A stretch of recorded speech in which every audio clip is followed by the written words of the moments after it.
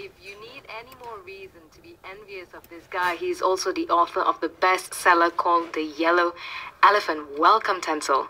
Thanks for having me, Kerry-Ann. How's it going?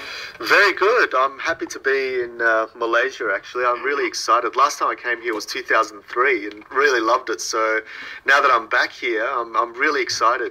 Are you here for a holiday or a talk? I did a talk in Kuching. So after my talk there at a counselling conference about breaking through a mental pain, I decided with the family to come down and enjoy the beautiful KL. That's why we're here. Well, it's a really good time. The weather's lovely somehow today. Very lucky. Yeah, look, we brought the nice weather with us. So what can we say? Please don't go. Please don't go. Stay here. Well, anyway, we have very interesting questions for Mr. Tansel Ali.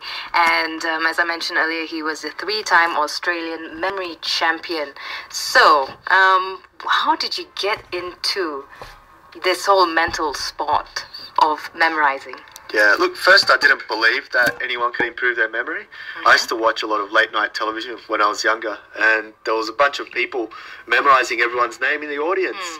And they were selling their CDs and books, and I thought, no, they just want to be able to make money. This is not right. This can't be true. And a friend of mine came up to me and said he can memorize 40 random shopping list items. What? I thought, well, you can't do that. Just like the guys on TV. He said, yeah. I'm like, no, they're fake. So I tested him out, and he got everything correct. Okay. So I was shocked, and I thought, well, you have to show me this trick, because I still thought it was like a magic trick. Right. He said, no, it's not a trick, just use these memory techniques.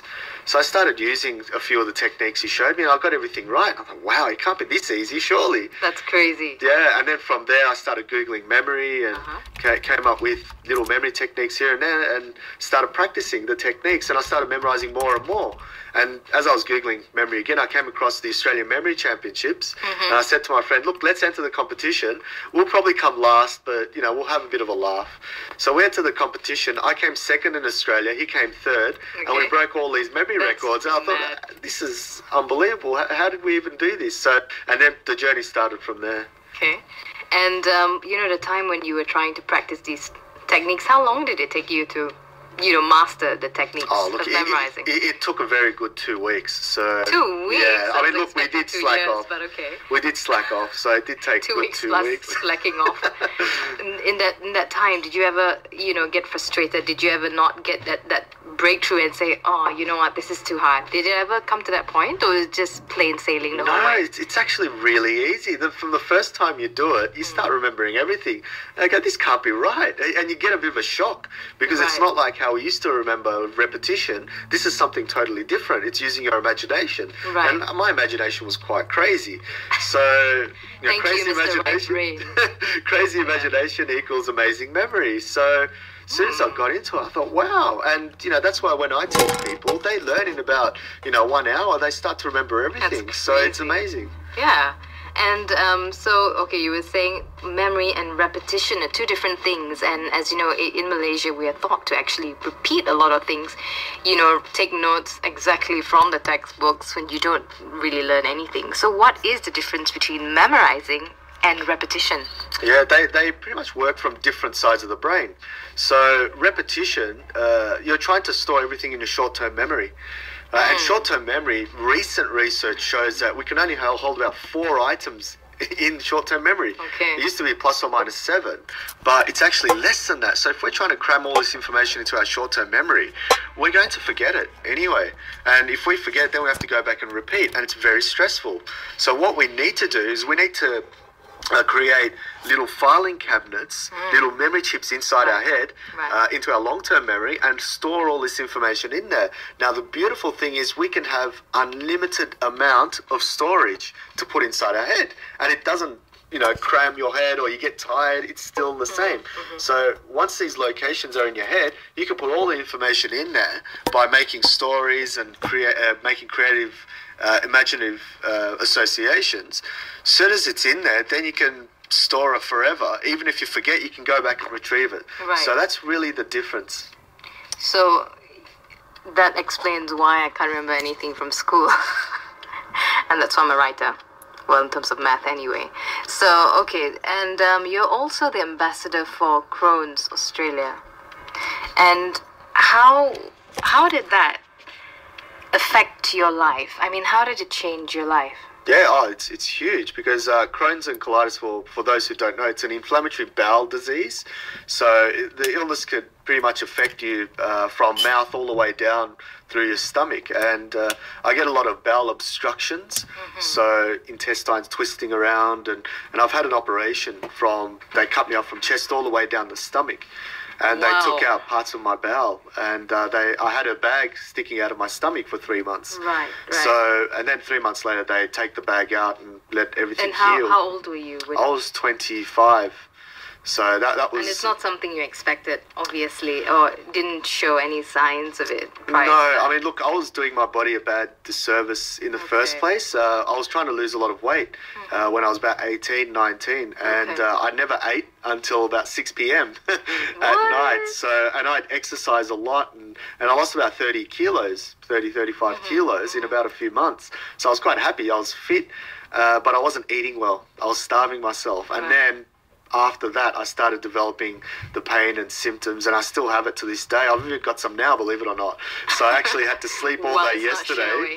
I had to sleep all day yesterday and not go out anywhere because of the pain. I had to be on a lot of painkillers. So it's an illness that can come anytime, anywhere, no matter how good you are, no matter how sick, it can just come anytime. So it's about managing that illness. Right. So that changed your perspective on what you want to do in life. Like I read that you were working in IT, and you felt this 9 to 5 just isn't the thing for you. Had that anything to do with Crohn's?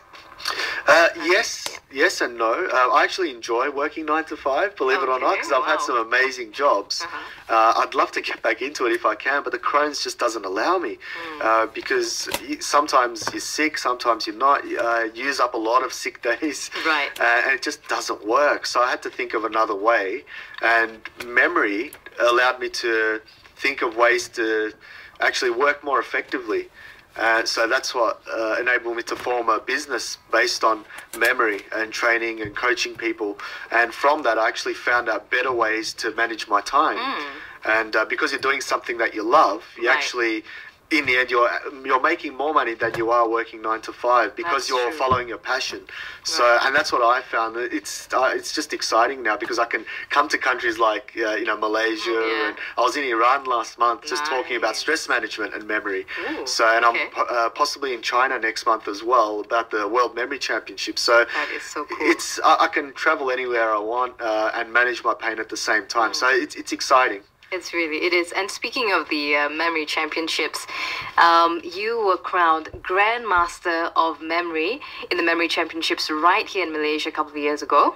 And, well, we know Memory Championships sound exactly like what they are. They are mental sports going on. But for the benefit of us who are so curious about what Memory Championships are, can you explain what exactly happens and what is the atmosphere like in a Memory Championship? Yeah, sure. That was 2003. I was in Malaysia and it was quite spectacular. The Memory Championships sound very, very nerdy, like a chess competition. And believe it or not, I was never, ever nerdy in my life. I never achieved super high scores in anything, even at school. I was a good student, but I wasn't the best student.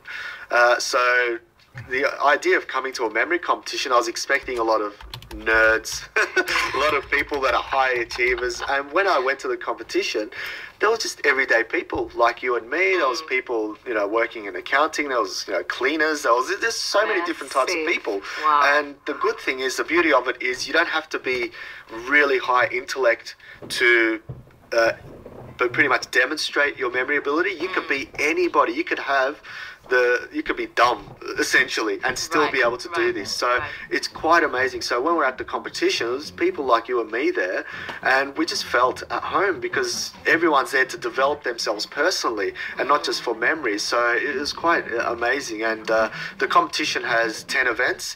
So one of the events, for example, is to memorize a list of random words, 400 of them in 15 minutes. There's also memorizing a random shuffle deck of playing cards. There's thousands of digits of numbers, binary digits, names and faces, which is more practical application. So there's 10 events, and whoever memorizes the most wins, essentially. So that's the whole event. Wow, that's crazy. So if I were to just go there, would you would it be something you'd recommend? Hey, you should really check this out and see. It's really fascinating to see people memorize cards and names and numbers.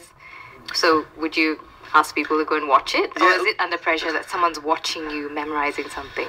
Look, I think it depends on each individual. For me, it didn't really matter because I was in focus. Yeah. Because the more you learn about memory, the more you learn about focus and concentration. Nice. And you can take these skills to the workplace as well, or school, and that's more practical. But I wouldn't say it's a spectator sport. But in Malaysia, they had a huge screen up outside of the room that we were memorizing. And there was about 100 people just watching people memorize. I mean, how boring can that be? I don't know. But it was actually quite fun. Yeah, between that and golf. Which one to choose, I'm not sure. But anyway, since you are the memory champion, this is one name that you, well, want to remember. She's a Malaysian girl, but she's based in Sydney. Her name is Heyman, and her track By Sea made its debut on Triple J's Unearthed charts. But here she is right now on Brunch and Tracks with her latest track called Youth, only on Brunch and Tracks.